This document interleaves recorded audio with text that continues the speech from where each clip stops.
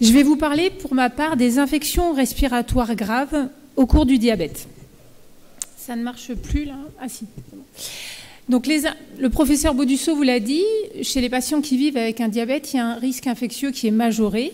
Et parmi ce risque infectieux, les infections respiratoires sont très importantes, elles sont fréquentes et elles ont une morbimortalité importante en soi, mais aussi parce qu'elles vont être une cause de décompensation du diabète et aussi des comorbidités qui sont souvent associées au diabète.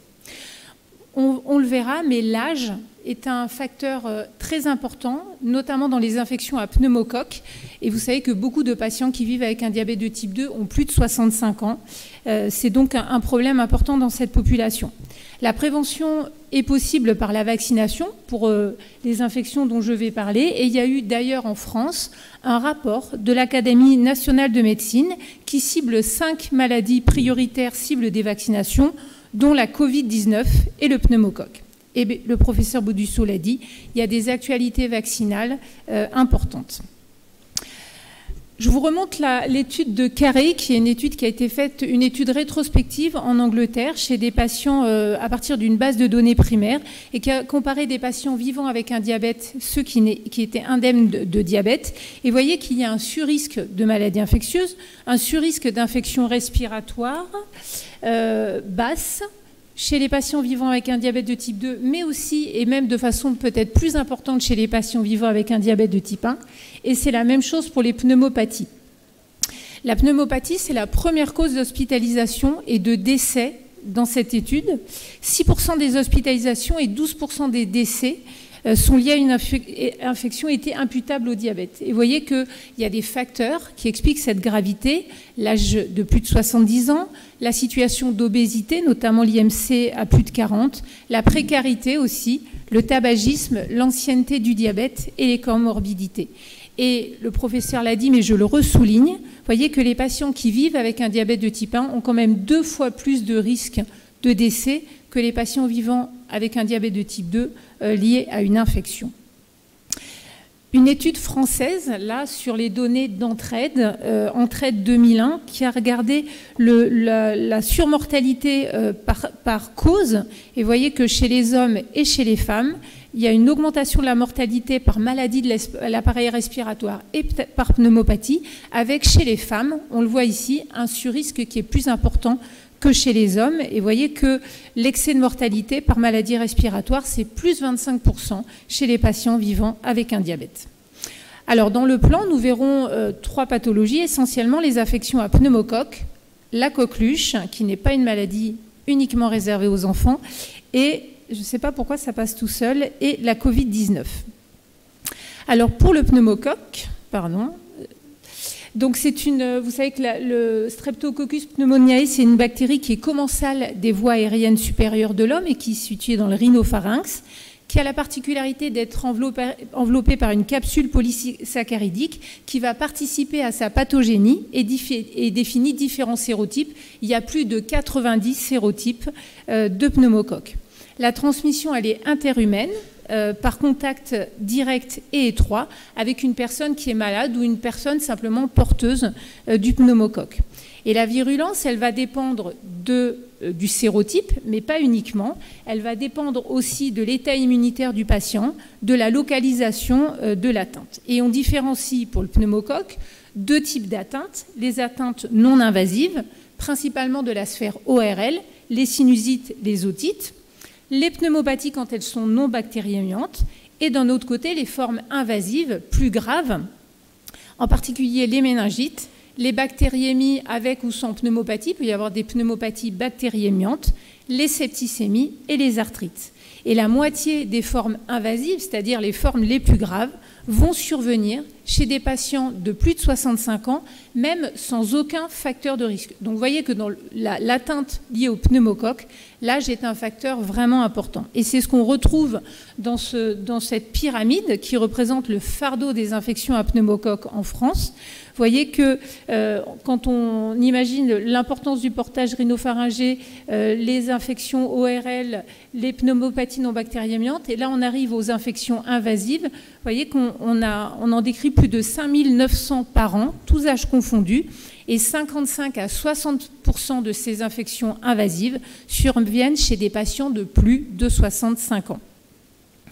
Les pics les populations et les âges particulièrement touchés, ce sont les enfants et les sujets de plus de 65 ans. Vous voyez que dans les deux âges extrêmes de la vie, la prévalence est multipliée par 3 et 4. Quand on a une pathologie chronique, la prévalence est multipliée par 4. Et quand on a une immunodépression, donc là, le facteur multiplicatif, c'est presque 50. Donc ça, c'est vraiment très important. Les pneumopathies à pneumocoque, eh bien, on en compte entre 40 et 132 000 par an. Le pneumocoque, c'est la première cause de pneumopathie bactérienne. Il faut dire qu'il y a un sous-diagnostic, notamment pour les formes non bactériémiantes, qui ne sont pas souvent documentées. On a un patient qui arrive avec une pneumopathie franche lobaire aiguë. On ne va pas faire d'hémoculture, on ne va pas forcément faire de documentation bactériologique. On fait un traitement présomptif et donc on n'a pas de documentation bactériologique. Un autre point important, c'est le rôle très important de l'âge. Vous voyez que le risque est multiplié par 4 au-delà de 65 ans et quand on augmente encore en âge, par exemple chez les patients institutionnalisés, le risque est multiplié par 6 à 10. Et il en va de même pour la mortalité. Si en moyenne elle est de 5 à 7%, eh bien elle augmente à plus de 40% chez les patients qui ont plus de 65 ans. Le diabète augmente d'un facteur 3 à 6 le risque de pneumopathie à pneumocoque et les comorbidités qui sont fréquentes chez le patient vivant avec un diabète de type 2, la BPCO, l'HTA, la situation d'obésité, augmentent encore le risque de gravité. Je vous ai dit multiplié par 3 par 6, oui, et quel que soit l'âge. Vous voyez qu'on a 3 tranches d'âge, entre 18 et 49 ans, ça avance tout seul, entre 50 et 64 ans, et au-delà de 65 ans, et vous voyez que quand on vit avec un diabète, quel que soit son âge, on a un risque multiplié par 3, un risque relatif de pneumopathie à pneumocoque qui est multiplié par 3. Ça, c'est une autre étude qui retrouve à peu près la même chose. On augmente d'un facteur 2 le risque de pneumopathie à pneumocoque et jusqu'à un facteur 4,6 le risque de pneumopathie invasive, de pneumopathie invasive avec bactériémie qui a une gravité plus importante. Le diabète augmente le risque, mais ce qui compte aussi, c'est l'ancienneté du diabète qui va être un facteur important. Plus le diabète est ancien, plus le risque est marqué. Et le mauvais équilibre glycémique, plus le diabète, plus l'hémoglobine glyquée est élevée et plus le risque est important également. Alors comment prévenir? Eh bien par la vaccination. Et je vais vous parler d'abord de l'ancien schéma vaccinal qui comportait 2 injections à 8 semaines d'intervalle. Un premier vaccin, le VPC13, qui était un vaccin conjugué dirigé contre 13 sérotypes. Ce vaccin avait la particularité d'avoir une action sur le portage ORL et conférer une bonne immunogénicité et une mémoire immunitaire et qui devait être associé à un autre vaccin, le VPP23, qui est un vaccin polyosidique non conjugué qui était dirigé contre 10 sérotypes de plus, donc 23 sérotypes, mais qui n'avait pas d'action sur le portage ORL. Et donc le schéma complet, c'était VPC13, 8 semaines après VPP23, avec un rappel à 5 ans de VPP23. Et là, on avait une vaccination qui était complète. C'était compliqué et finalement, ce qui est intéressant surtout, c'est qu'il y a un suivi épidémiologique des sérotypes qui sont en cause dans les infections les plus graves et notamment les infections invasives. Ça, c'est documenté et ça permet finalement de développer des nouveaux vaccins qui sont dirigés vers les sérotypes les plus pertinents pour protéger les patients à risque. Et c'est le cas notamment du Prévenard 20, qui est un vaccin à 20 sérotypes, et vous voyez qu'il a tous les sérotypes du VPC13, plus 7 sérotypes de plus, qui sont responsables des infections invasives chez les patients les plus fragiles. Donc c'est le Prévenard 20. Une seule dose est nécessaire, et ensuite le patient est vacciné. Et pour les patients qui auraient déjà reçu une vaccination complète ou incomplète, avec l'ancien schéma. Donc s'ils ont eu une des 2 injections, on fait une dose de VPC 20 à 1 an, et ensuite le patient est vacciné. Et s'il a reçu une vaccination complète, là on attendra 5 ans pour le revacciner avec le VPC 20. Et puis la dernière actualité, c'est un vaccin avec 21 sérotypes. Vous voyez, tous les sérotypes supplémentaires sont en vert, et ces sérotypes additionnels permettent là aussi de s'adapter au contexte épidémiologique et couvrent les sérotypes qui sont responsables de 9 cas d'infection invasive sur 10 chez les patients de plus de 65 ans. Alors, quelles sont les recommandations vaccinales? Eh bien, la vaccination contre le pneumocoque, elle est obligatoire chez l'enfant. J'irai assez vite puisque ce n'est pas trop le sujet d'aujourd'hui. Et elle est recommandée surtout chez les personnes à risque. Alors, qui sont les patients à risque? Les patients immunodéprimés, les patients avec une cardiopathie congénitale cyanogène, une insuffisance cardiaque, une insuffisance respiratoire chronique, une maladie rénale chronique, une hépatopathie chronique, un diabète non équilibré par le régime, donc c'est finalement tous nos patients vivant avec un diabète, les brèches ostéoméningées et les implants cochléaires. Et puis l'été dernier, il y a eu une nouveauté, un élargissement des indications et des recommandations vaccinales chez toutes les personnes âgées de 65 ans et plus, qu'elles aient ou non un facteur de risque cardiovasculaire. Et ça, c'est vraiment très important, parce qu'avec le poids de l'âge dans cette morbidité du pneumocoque, eh bien, c'est vraiment important de protéger ces patients. Donc, tous nos patients vivant avec un diabète doivent être vaccinés contre le pneumocoque. Deuxième pathologie, la coqueluche. Alors, je vous ai montré une grand-mère et son petit enfant, parce qu'à la différence de la grippe, là, souvent, le réservoir, ce sont les adultes qui sont à risque de contaminer les enfants, et on va en reparler. Donc, la coqueluche, c'est une pathologie, une toxi-infection très contagieuse, qui est liée à Bordetella pertussis, qui n'a pas de spécificité particulière chez le patient qui vit avec un diabète, et qui va être particulièrement grave quand elle survient chez des nourrissons qui ne sont pas protégés contre la vaccination, mais aussi les femmes enceintes et les sujets fragiles. La particularité de la coqueluche, c'est que ce n'est pas une maladie qui donne une immunité continue. L'immunité va diminuer avec l'âge, qu'on ait fait la coqueluche ou qu'on ait été vacciné. Et donc un patient qui a déjà fait une coqueluche ou qui a été vacciné, au bout d'un certain temps, il peut représenter un nouvel épisode de coqueluche.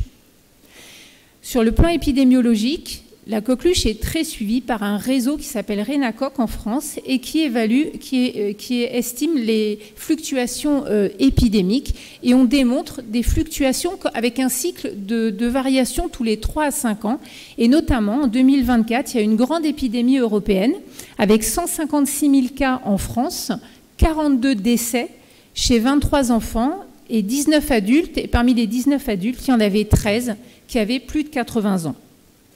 La petite particularité aussi, et c'est ce qui doit nous motiver pour être vaccinés, c'est qu'apparaissent des résistances aux macrolides. Vous savez que les macrolides, c'est la molécule de référence pour traiter la coqueluche. Oh là là.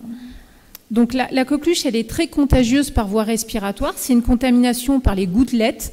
Un patient atteint va contaminer entre 15 et 17 personnes, ce qui explique qu'il y a des contaminations, des petites épidémies au sein de la famille, de la collectivité.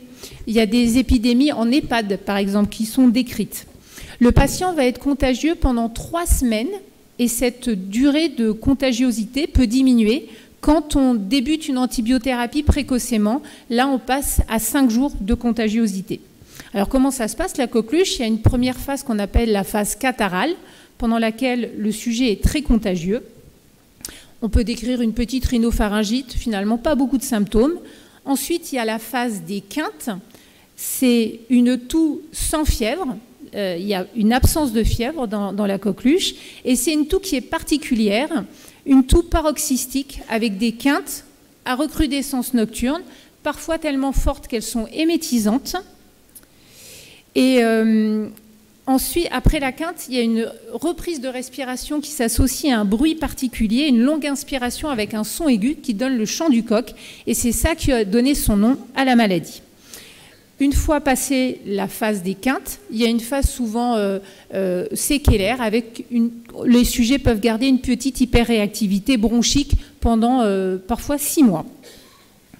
Chez l'adulte, souvent, parce qu'ils ont un fond d'immunité, eh bien la forme est plus atypique et ça peut se manifester par une toux chronique, une toux prolongée, inexpliquée, et il faut savoir y penser devant toute toux qui dure plus de 7 jours. Chez un patient qui n'est plus immunisé, eh bien, il faut penser à rechercher une coqueluche.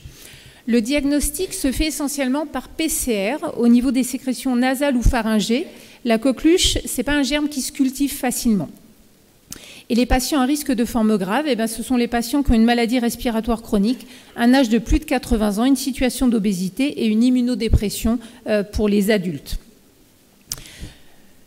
La prévention se fait par la vaccination et l'objectif de cette vaccination, c'est de réduire les formes sévères, les hospitalisations et les décès qui vont survenir chez les nourrissons de moins de 6 mois.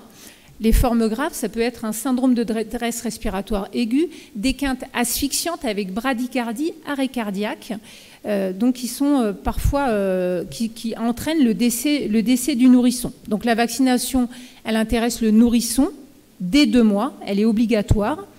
Des femmes enceintes au second semestre de la grossesse, parce que c'est là que le transfert passif des anticorps va permettre de protéger l'enfant, et à chaque grossesse. Et lorsque la maman n'a pas été vaccinée pendant sa grossesse, on doit effectuer un rappel chez toutes les personnes de plus de 25 ans qui vont être dans l'entourage du bébé, si leur dernier vaccin date de plus de 5 ans. Donc c'est les grands-parents, la nounou, la baby-sitter, et c'est ce qu'on appelle la stratégie du cocooning. Et puis bien sûr, tous les professionnels de santé, pas uniquement ceux qui s'occupent de la petite enfance, mais aussi ceux qui s'occupent des EHPAD, ou tous les professionnels de santé en général. Donc il n'y a pas de vaccin anti-coquelucheux non combiné, le professeur Baudusso l'a dit, et c'est un vaccin associé à la diphtérie, tétanos et polio. Et les rappels chez l'adulte, eh bien c'est par exemple le vaccin Bootrixtera ou Repevax. Voilà pour la coqueluche. Pour la Covid-19, alors je l'ai mis parce qu'en préparant ce topo, je me dis, bah oui, on a oublié finalement que le monde s'est arrêté. Ça nous paraît loin, cette épidémie de Covid, et c'était finalement il n'y a pas si longtemps. Vous vous rappelez, alors en France, on a eu 4 phases successives, 116 000 décès.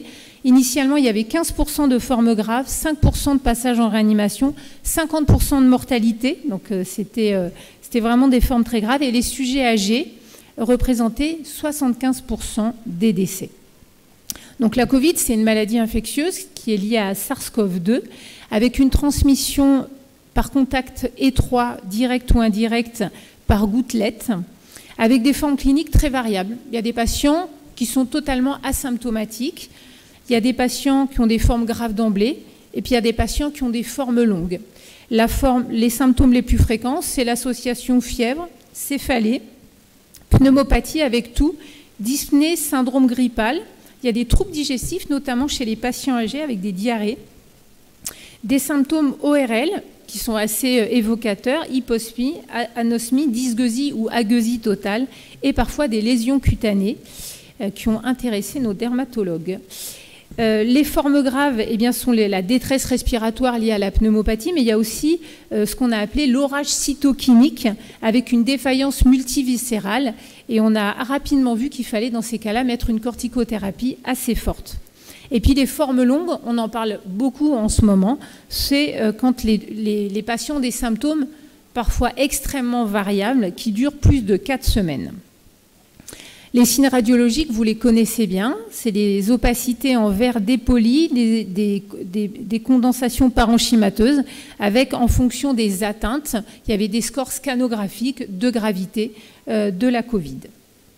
Alors les liens avec le diabète, dès le début de l'épidémie, il y avait des études en Chine qui montraient, et qui étaient assez angoissantes pour nos patients, une surmortalité entre le virus et le fait d'avoir ou d'être porteur d'un diabète.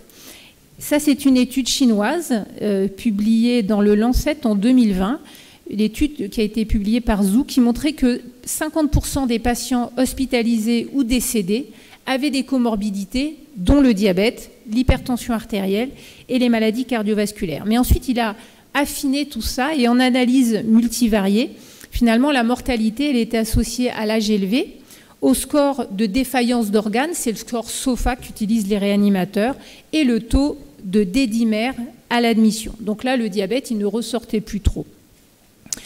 Une autre étude faite en Angleterre et qui retrouve les facteurs de risque associés au décès, l'âge élevé, le sexe masculin, le degré de déprivation, le diabète et les comorbidités. Et vous voyez, dans le diabète, ce qui comptait, c'était l'équilibre glycémique, et dans les comorbidités, la situation d'obésité. Et vous voyez que plus le patient était en situation d'obésité, plus l'IMC montait et plus le surrisque était important de décès. Alors en France, on a eu la chance d'avoir des cliniciens très très impliqués, et je pense notamment au professeur Bertrand Cariou, qui a monté cette étude Coronado, qui a été soutenue par la Fondation francophone sur la recherche sur le diabète et par la Société francophone du diabète, et qui a mobilisé finalement tous les diabétologues français. Il y a vraiment une émulation très importante autour de cette étude. Et l'idée, c'était de voir un peu est-ce que le diabète était un facteur de risque de mortalité ou non. Et il a évalué un critère primaire qui associait l'intubation trachéale et ou le décès dans les 7 jours suivant l'admission. L'âge moyen des patients était... Alors, il y a eu presque 3000 patients qui avaient été inclus dans cette étude en un temps record. 70 ans, oh là, ça passe tout seul, 64% d'hommes, l'IMC était de 38, 88% vivaient avec un diabète de type 2, il y avait assez peu de patients vivant avec un diabète de type 1. Les patients en situation d'obésité, c'était un peu plus d'un tiers, et l'HbA1c moyenne était de 7,7%, mais la moitié des patients avaient une HbA1c à plus de 8%. Il y a une première analyse intermédiaire sur 1300... Pardon, ça passe tout seul, excusez-moi. C'est une analyse intermédiaire sur 1300 patients qui montrait que 29% de ces patients avaient atteint le critère intermédiaire à 7 jours, 10% étaient décédés, 18% étaient sortis. Et en analyse multivariée, ce qui ressortait, c'était l'IMC qui était associé de façon indépendante à la sévérité de la Covid. L'équilibre glycémique, ça ne sortait pas, de même que l'utilisation des bloqueurs du système rénine-angiotensine, les inhibiteurs des DPP4, eux n'étaient pas associés à la sévérité de l'infection, contrairement à ce qu'on avait vu écrit au début dans les études chinoises. Donc l'âge, les complications du diabète, qu'elles soient micro ou macroangiopathiques, le SAOS, la dyspnée, l'élévation des azates à l'admission, de la CRP, la diminution du DFG, la thrombopénie, et bien, tous ces paramètres étaient associés de façon indépendante au décès chez les patients hospitalisés. Et là, vous avez les résultats. Vous avez les résultats à 28 jours, donc 20,6% de décès. Les facteurs associés au décès, je l'ai dit, l'âge élevé, les complications, le traitement par insuline, la dyspnée à l'admission, l'élévation des transaminases, l'hyperleucocytose, la CRP, et les facteurs associés à la survie, le traitement par metformine et la durée des symptômes avant l'admission. Il y a eu beaucoup d'autres publications à partir de cette donnée. On a vu une moindre mortalité chez les patients vivant avec un diabète de type 1, parce que les patients étaient très inquiets de ce qu'ils entendaient dans les médias à l'époque. On a confirmé le rôle de l'obésité, les différences liées au sexe, avec parfois chez les femmes une surmortalité dans les premiers jours de l'infection, et voilà le rôle des complications dans le risque de mortalité. Alors pour la vaccination, eh bien en général on utilise des vaccins à ARN messager qui va coder pour la protéine Spike, c'est la protéine qui permet au virus de se fixer sur les récepteurs cellulaires. Il y a d'autres types de virus. Initialement, les vaccins étaient adaptés à la première souche, et vous savez que le virus a muté de nombreuses fois, et le professeur Baudusseau a parlé du dernier variant Frankenstein. En gros, tous les ans, il y a une adaptation, un peu comme la grippe. On s'adapte aux derniers mutants, aux derniers variants du virus pour avoir une meilleure couverture vaccinale des patients. La vaccination se fait chaque année à l'automne pour les personnes de plus de 65 ans, les sujets âgés, les femmes enceintes ou envisageant de l'être, les personnes à risque de forme grave et leur entourage. Il faut un délai de 6 mois entre une dernière vaccination ou une dernière infection. Et chez les patients les plus fragiles, c'est-à-dire les patients qui vivent en EHPAD, qui ont plus de 80 ans, qui sont à très haut risque, eh bien, eux, on peut réduire ce délai à 3 mois et faire même une vaccination complémentaire au printemps. L'efficacité est de 60 à 70% avec un échappement immunitaire du fait des variants du virus. Ça prévient les formes graves, le risque de décès, mais à noter une moindre efficacité en situation d'obésité. Alors, si on revient sur le schéma vaccinal, vous voyez donc pour la coqueluche avec le DTP et Covid et pneumocoque, Covid 1 à 2 fois par an et pneumocoque, une injection par VPC20. La couverture vaccinale en France, le professeur Boutsusso en reparlera un peu tout à l'heure, mais on n'est pas très très bon. Moins de 20% de la population est vaccinée contre le pneumocoque. Le Covid-19, 18% de la population, c'est vraiment pas assez, et moins de 5% des personnels de santé. Et la coqueluche, là, les femmes enceintes sont motivées pour protéger leur nourrisson. 62,3% des femmes qui ont accouché en 2024 étaient vaccinées, et c'est un chiffre qui est en progression. Donc vous voyez que ça peut s'améliorer, la couverture vaccinale. Donc en conclusion, les atteintes respiratoires sont graves et fréquentes. Elles surviennent chez les patients vivant avec un diabète de type 2, mais aussi avec un diabète des patients vivant avec un diabète de type 1. La prévention est possible par la vaccination. Malgré cela, malgré l'efficacité et la sécurité des vaccins, la couverture vaccinale est insuffisante, et pour autant, c'est un enjeu de santé publique en termes de jours d'arrêt de travail, d'hospitalisation, de mortalité aussi. Il y a un coût humain très important, mais il y a aussi un coût de santé publique pour les finances de la santé. Je vous remercie pour votre attention.